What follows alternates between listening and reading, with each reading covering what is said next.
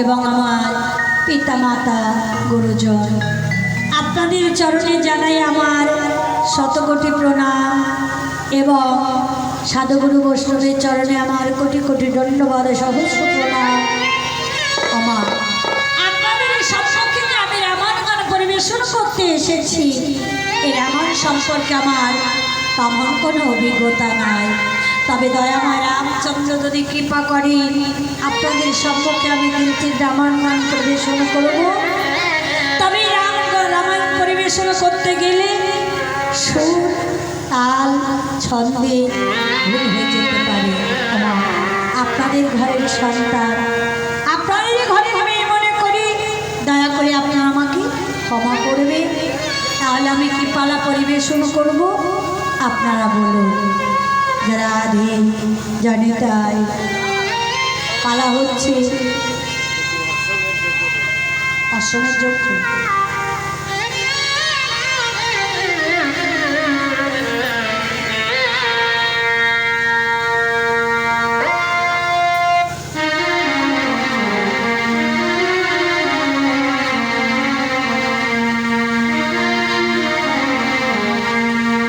সুধা মাখা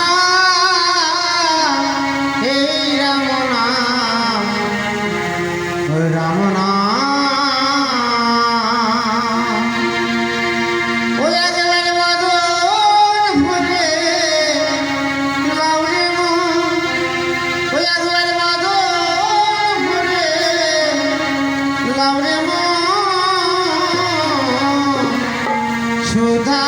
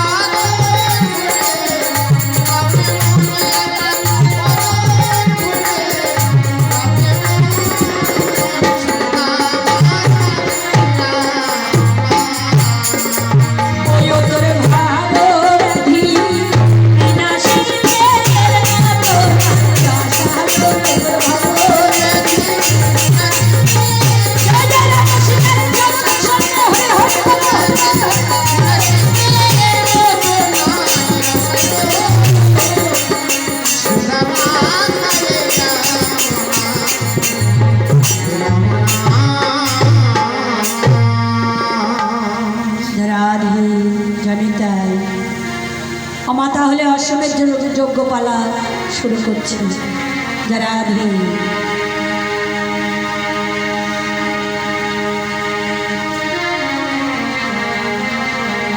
অগসভা করি বসে আছেন রাম, ওরা আমার রাজি বলো চো বসে আছি রাজি বলো চো। আরে হ্যাঁ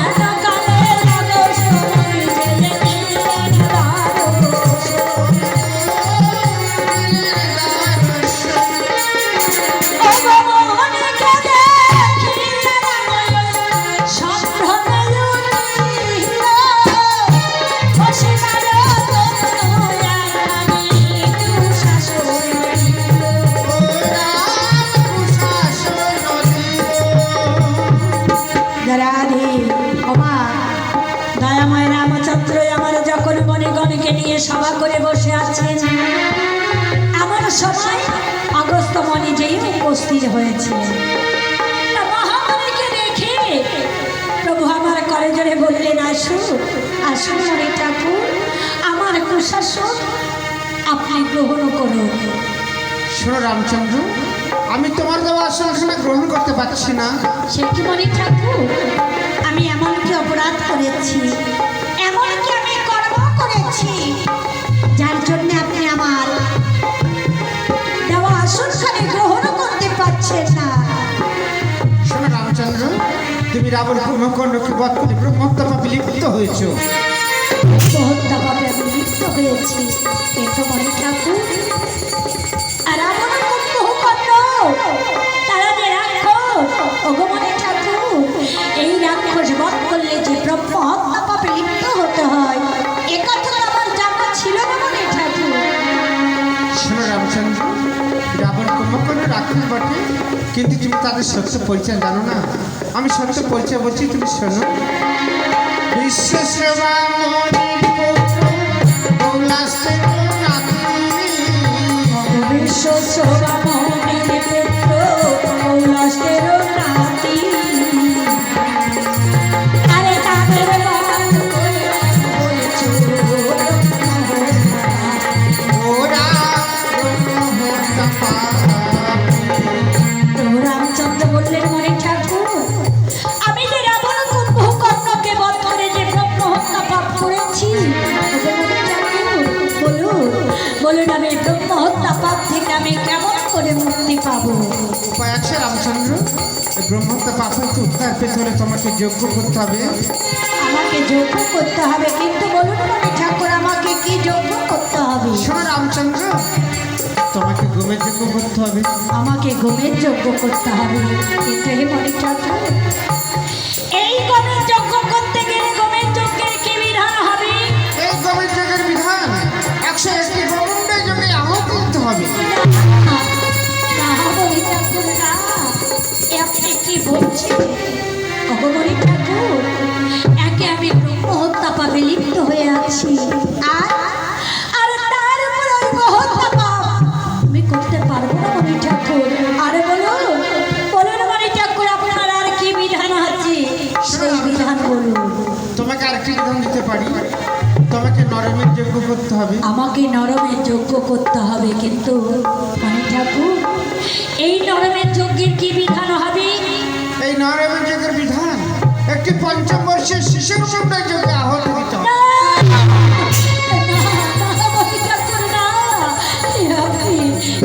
আমাকে কি বলছেন মণি ঠাকুর?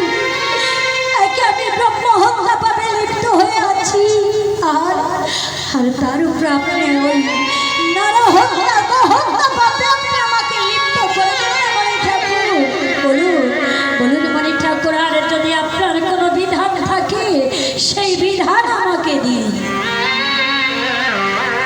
শোনো রামচন্দ্র, আমি তোমাকে আরেকটি বিধান দিতে পারি, তোমাকে অশ্বমের যজ্ঞ করতে হবে। আমাকে অশ্বমের যজ্ঞ করতে হবে, কিন্তু বলুন মণি ঠাকুর, বলুন এই অশ্বমের যজ্ঞের কি বিধান হবে? এই অশ্বমের যজ্ঞের বিধান একটি অষ্টম বর্ণের অশ্বের প্রয়োজন।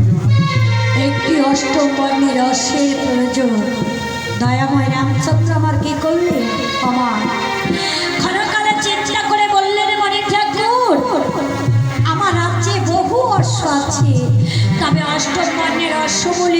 অশ্ব, সেই অশ্ব তো আমার রাজ্যে নাই। অগমণি ঠাকুর বলুন, কোথায় পাবো আমি সেই অষ্টবর্ণের অশ্ব? আর কে আমাকে আমাকে সেই অশ্ব নয়ন করে দেবে মণি ঠাকুর? শোনো রামচন্দ্র, এই অশ্বের জন্য তোমার কোনো চিন্তা করতে হবে না। এই অশ্ব আছে সে তুরঙ্গ নগরী মেঘরাজের ভবনী। আর তোমার সে বিপদের কাণ্ডারি হনুমান আছে, হনুমানকে স্মরণ করে এই অশ্ব আনয়ন করে দেবে। অগ হনুমান হনুমান বলে রামই ডাকিতে লাগিল।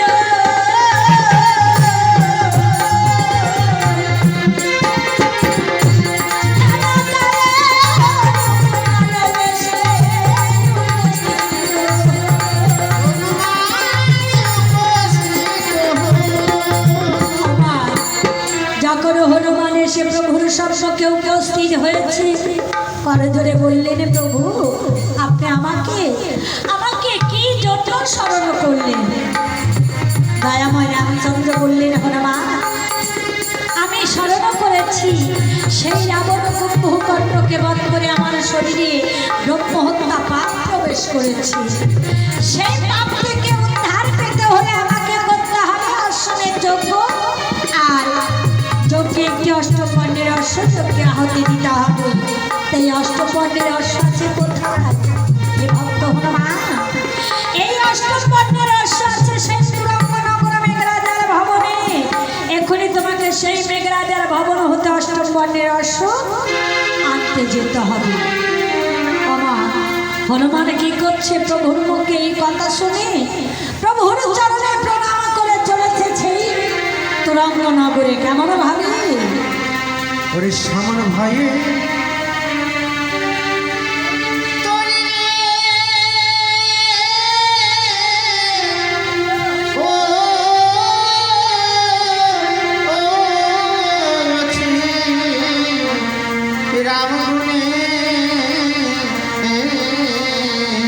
ওরে ওরে সামান ভাইয়ে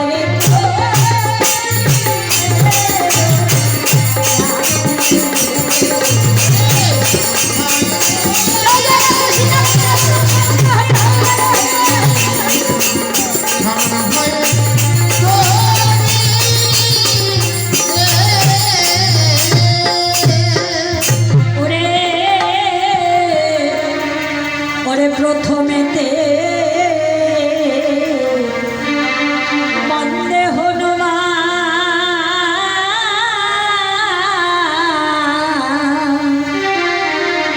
ও রাম জয় রাম শ্রী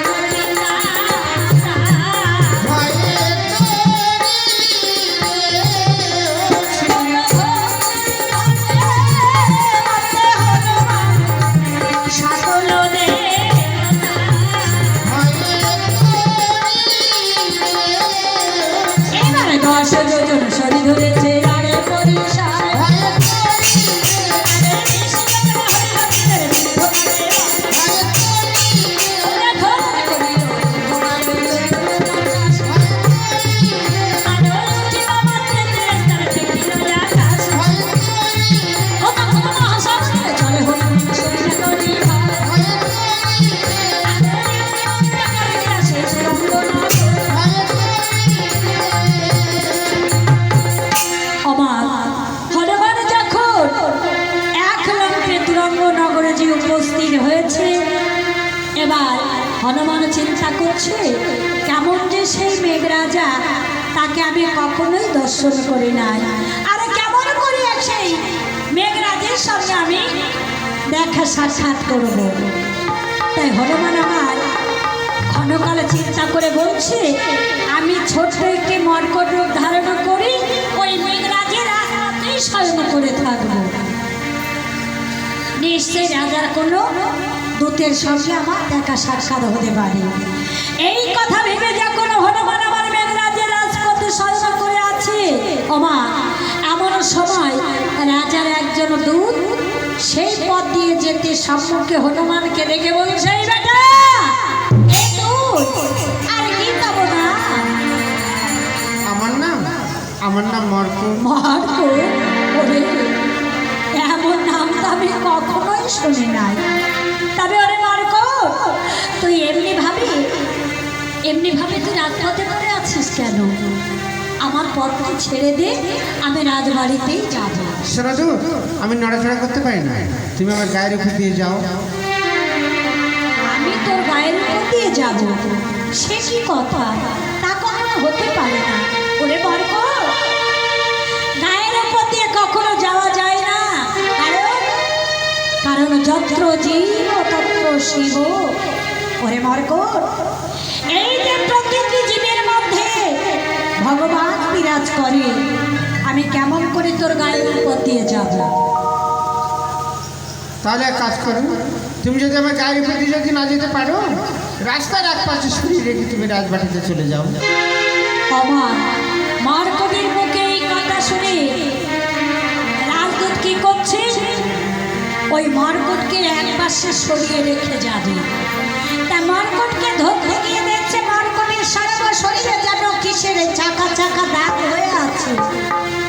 এই দাগ দেখে বলছিল, রে মার্কট, আমি যে তোর সর্ব শরীরে কিসের দাগ দেখছি? আমার শরীরে এগুলো কুষ্ঠব্যাধি হয়েছে। কুষ্ঠব্যাধি হয়েছে? সে কি কথা?